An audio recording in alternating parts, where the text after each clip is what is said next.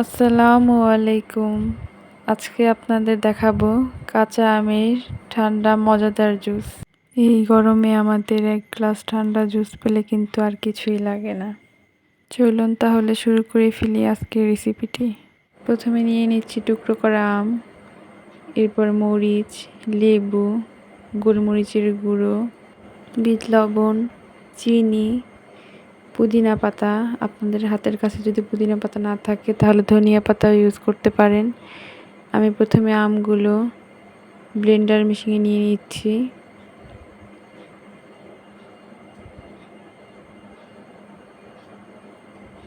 এরপর এক এক করে সব কিছু দিয়ে দিব।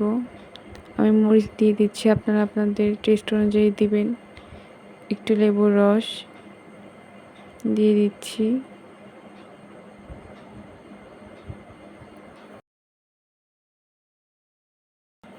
এবার আমি দিব পুদিনা পাতাগুলো টেস্ট অনুযায়ী দিয়ে দিলাম সামান্য পরিমাণে।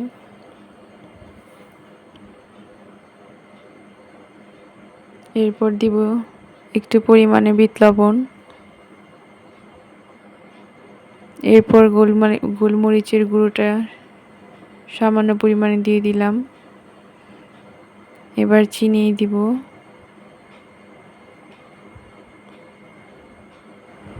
এরপর আমি এখানে পানি মিশিয়ে নিব ব্লেন্ড করার জন্য।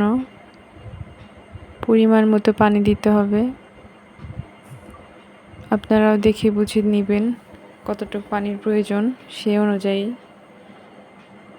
আমি এখন এটাকে ভালোভাবে মিক্স করে নিব।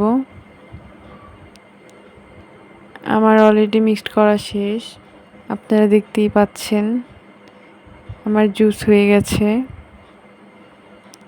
বেশি ঘন হয়ে গেলে একটু পানি মিশিয়ে নেবেন। আমারটা অনেক ঘন হয়ে গিয়েছিল, এই জন্য আমি একটু পানি মিশিয়ে নিয়েছি যাতে জুসটা একটু ভালো হয়, খেতে মজা হয়। আমার জুস রেডি হয়ে গেছে, দেখতে পাচ্ছেন আপনারা। এখন আমি গ্লাসে ঢেলে নিব পরিবেশন করার জন্য। এই কাঁচা আমের জুসটা অনেক বেশি মজা হয়, আপনারা একদিন হলেও বাসায় ট্রাই করে দেখবেন অবশ্যই। ধন্যবাদ সবাইকে।